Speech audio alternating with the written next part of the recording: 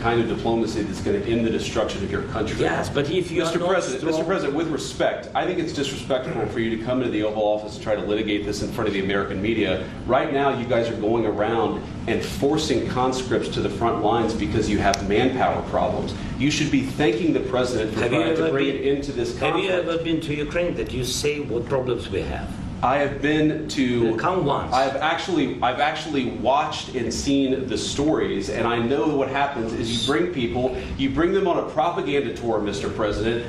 Do you disagree that you've had problems bringing people into your military? We have problems. And do you think that it's respectful to come to the Oval Office of the United States of America and attack the administration that is trying to prevent the destruction of your country? A lot of questions. Let's start from the beginning. Sure. First of all, during the war, everybody has problems, even you, but you have nice ocean and don't feel now, but you will feel it in the future.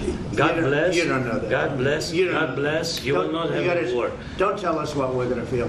We're trying to solve a problem. Don't tell us what we're going to feel. I'm not telling you. Because you're in no position to dictate that. That's exactly what you're doing. You're in no position to dictate what we're going to feel. We're going to feel very good. You will feel influence. We're going to feel very good and very strong. You will feel influence. You're right now not in a very good position. You've allowed yourself to be in a very bad position, and he happens to be right about it. From the very beginning of the war. You're not in a good position. You don't have the cards right now. With us, you start having cards. I'm not playing cards. Right now, you don't. You're playing cards. Mr. President. You're playing I'm very cards. serious. You're gambling with the lives of millions of people. You're gambling with World War III. You're gambling with World War III. And what you're doing is very disrespectful to the country, this country, that's back to you, far more than a lot of people said they should have. Have you said thank you once? A lot of times. No, in this Even entire today. meeting, you said thank you. Even today. You went to Pennsylvania and campaigned for the opposition in October. Offer some words of appreciation for the United States of America and the President who's trying to save your country. Please, you think that if you will speak very loudly about the war, He's not speaking loudly. He's not speaking loudly. Your country is in big trouble. Can I Wait a answer? minute. No, you've done a lot of talking. Your country is in big trouble. I know. You're not winning. I know. You're not winning this. You have a damn good chance of coming out okay because of us. Mr. President, we are staying in our country, staying strong from the very beginning of the war. We've been alone, and we are thankful. I said thanks you haven't in been this alone. cabinet, you and not only in this cabinet. We gave you, through this stupid president, $350 billion. You voted we gave for you your military equipment, and you men are brave, but they had to use our military. What about if you didn't have our military equipment, if you didn't have our military equipment, this war would have been over in 2 weeks. In 3 days, I heard it from Putin. In 3 days, this is something maybe new. less. In 2 weeks, of course, yes. It's going to be a very hard thing to do business like this. Again, I tell you. just say thank you. I said a lot of times to American people. Accept that there are disagreements, and let's go litigate those disagreements rather than trying to fight it out in the American media when you're wrong.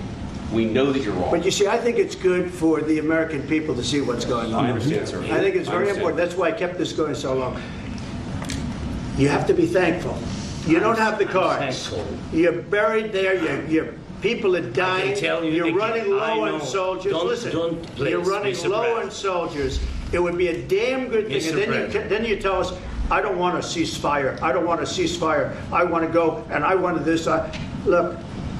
If you could get a ceasefire right now, I tell you, you'd take it so the bullets stop flying and your men stop getting killed. Of course, we want to stop the war. But you're saying you don't want a ceasefire. But I said to you, I want a ceasefire. With guarantees. Because you'll get a ceasefire faster than an agreement. Ask our people about ceasefire, what they think. That wasn't with me. For you what, that wasn't with me. That was with a guy named Biden, who was not a smart person. That was with Obama. It was your president. Excuse me. That was with Obama, who gave you sheets, and I gave you javelins. Yes. I gave you the javelins to take out all those tanks. Obama gave you sheets. In fact, the statement is, Obama gave sheets and Trump gave javelins. You got to be more thankful, because let me tell you, you don't have the cards. With us, you have the cards. But without us, you don't have any cards. One more question to Mr. Vice President. I'm sorry. It's going to be a tough deal to make because the attitudes have to change. What if Russia breaks ceasefire? What if Russia breaks peace talks. What do you do then? I understand that it's a heated conversation right now. What are you saying? She's asking what if Russia breaks the ceasefire? What if anything? What if a bomb drops on your head right now? But they have Okay? What if they broke it? I don't know. They broke it with Biden because Biden, they didn't respect him. They didn't respect Obama. They respect me. Let me tell you, Putin went through a hell of a lot with me. He went through a phony witch hunt where they used him and Russia. Russia. You ever hear of that deal? That was a phony Hunter Biden, Joe Biden scam. Hillary Clinton, Shifty Adam Schiff. It was a Democrat scam. And he had to go through that. And he did go through it. We didn't end up in a war. And he went through it. He was accused of all that stuff. He had nothing to do with it. It came out of Hunter Biden's bathroom. It came out of Hunter Biden's bedroom. It was disgusting. And then they said, oh, the laptop from hell was made by Russia. The 51 agents. The whole thing was a scam. And he had to put up with that. He was being accused of all that stuff. All I can say is this. He might have broken deals with Obama and Bush, and he might have broken them with Biden. He did, maybe. Maybe he didn't. I don't know what happened. But he didn't break them with me. He wants to make a deal. I don't know if you can make a deal. The problem is, I've empowered you to be a tough guy.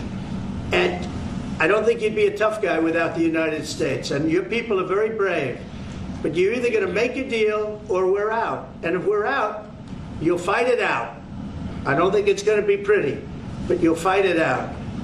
But you don't have the cards. But once we sign that deal, you're in a much better position. But you're not acting at all thankful. And that's not a nice thing. I'll be honest, that's not a nice thing.